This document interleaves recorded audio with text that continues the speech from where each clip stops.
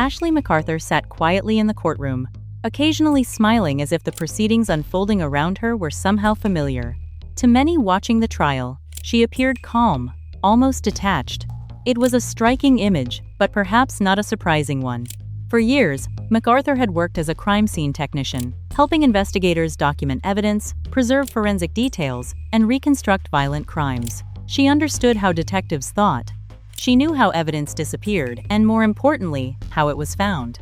Across the courtroom, however, was the story of another woman who had once dedicated her life to law enforcement. Taylor Wright was not an ordinary victim. Before becoming a private investigator, she had served as a police officer. She was experienced with firearms, trained to recognize danger, and accustomed to making difficult decisions under pressure. Friends described her as determined and independent, someone who rarely trusted others without good reason. That makes one question impossible to ignore. How could someone with Taylor's background disappear after voluntarily getting into a car with another former member of law enforcement? The answer, prosecutors argued, began long before the day she vanished. By the summer of 2017, Taylor's life had become increasingly complicated. She was navigating a contentious divorce from her former husband, Jeff Wright. Court records showed ongoing disputes over finances, including approximately $100,000 that had become the subject of legal proceedings. Testimony during the trial established that Taylor had withdrawn a significant portion of those funds, and the legal dispute surrounding the money added enormous pressure to an already stressful chapter of her life. Among those Taylor trusted most during that difficult period was Ashley McArthur. The two women shared similar professional backgrounds and mutual friends within law enforcement circles. Ashley had built a reputation as someone knowledgeable, confident, and dependable. Having worked in crime scene investigations, she projected an image of competence that naturally inspired trust.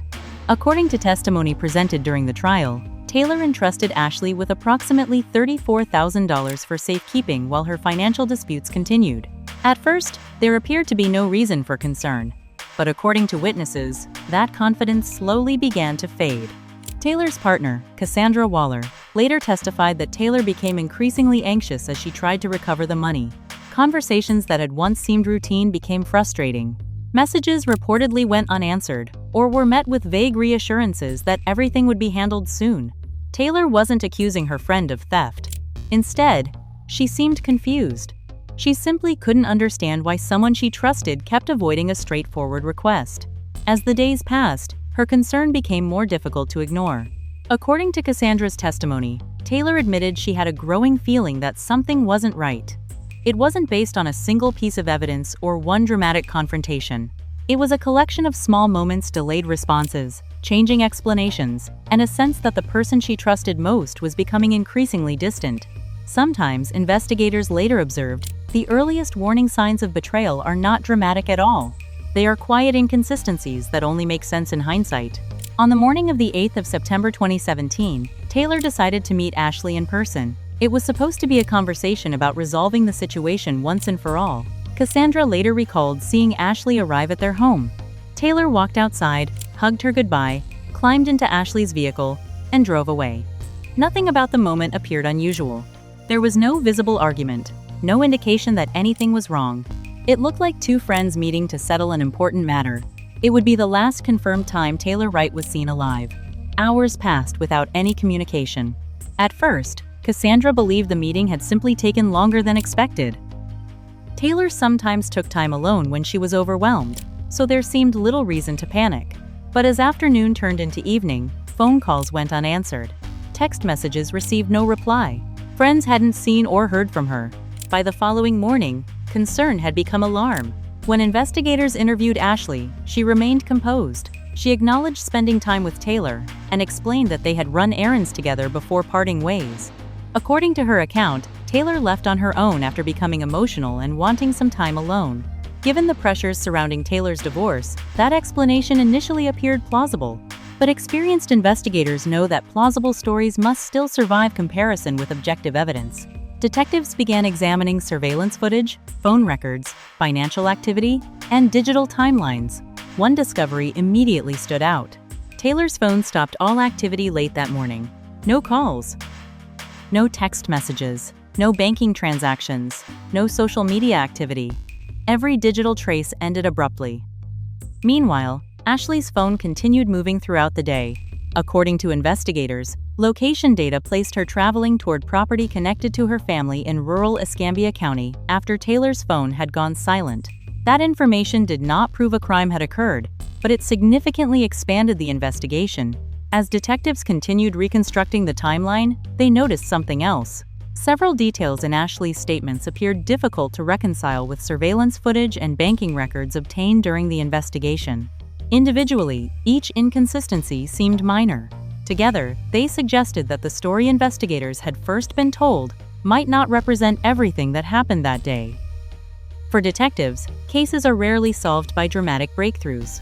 More often, they are solved because one small inconsistency leads to another. And in this investigation, those inconsistencies were quietly pointing investigators toward a secluded piece of family property where the most important discovery of the entire case was still waiting beneath the ground. The search eventually led detectives to a rural property connected to Ashley McArthur's family on Britt Road in Escambia County. At first glance, there was nothing remarkable about the land. It was quiet, secluded, and large enough that countless areas could have gone unnoticed. But investigators approached the property with patience rather than assumptions.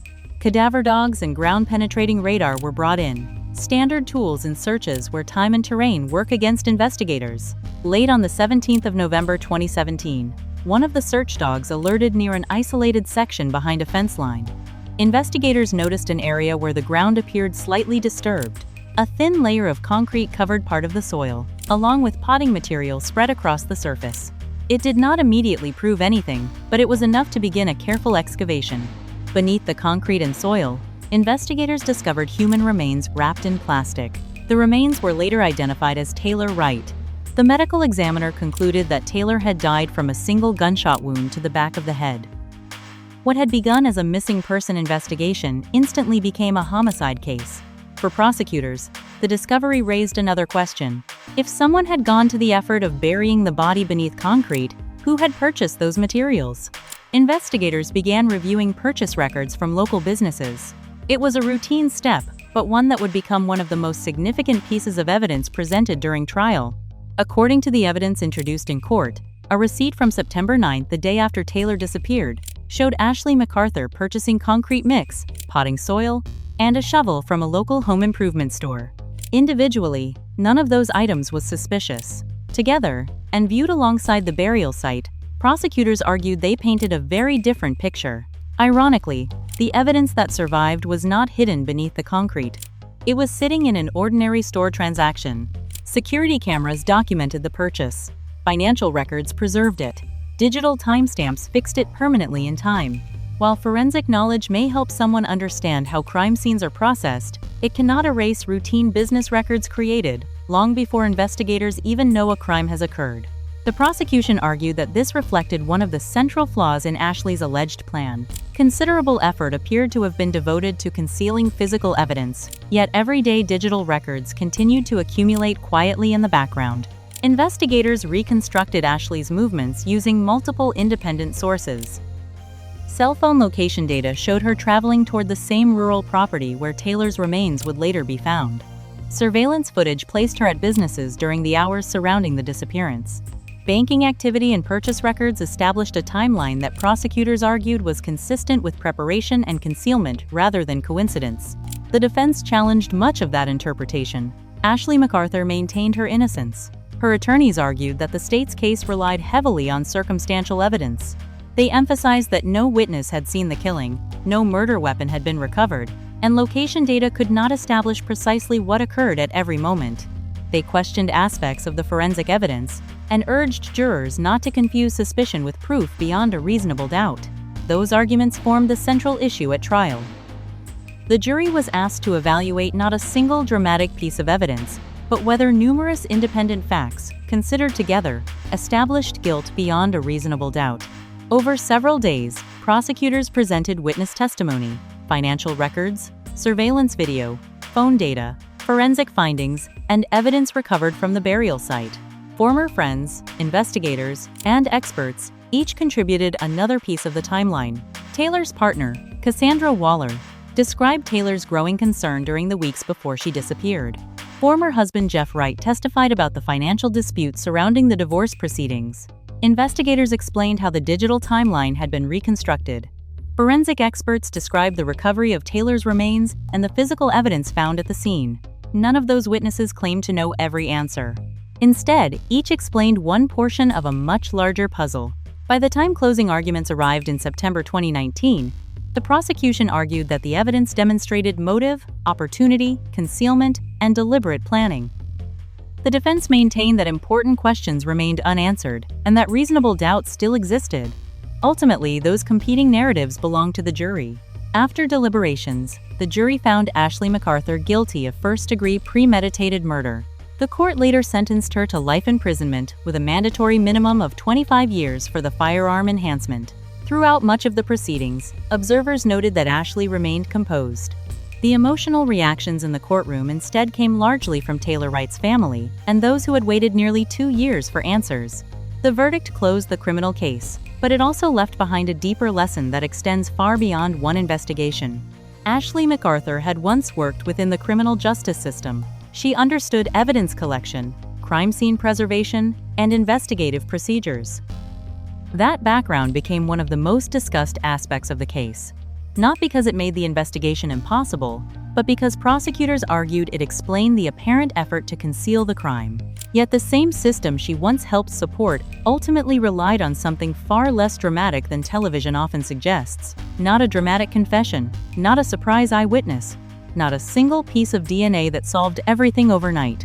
Instead, investigators assembled the truth from dozens of ordinary details. A phone that suddenly stopped communicating, another phone that continued moving, surveillance cameras recording routine errands, financial records preserving transactions, a receipt that seemed insignificant until investigators understood where to look. Each detail alone explained very little. Together, they told a story the jury ultimately accepted beyond a reasonable doubt. Perhaps that is the most enduring lesson of the Taylor Wright case. Perfect crimes are often imagined as battles between intelligence and investigation, but real criminal investigations rarely depend on one spectacular breakthrough. They depend on patience, documentation, and the willingness to examine small inconsistencies until they reveal a larger truth. Taylor Wright placed her trust in someone she believed understood the law as well as she did. That trust became the center of one of Florida's most closely watched murder trials. The $34,000 that figured so prominently in the investigation was never recovered, but the search for the truth did not end with missing money. It ended beneath a layer of concrete, inside thousands of digital records, and in a courtroom where 12 jurors concluded that the evidence pointed to only one verdict. In the end, this case was not remembered because a former crime scene technician knew how investigators worked. It was remembered because no amount of professional knowledge proved stronger than a patient investigation built one verified fact at a time.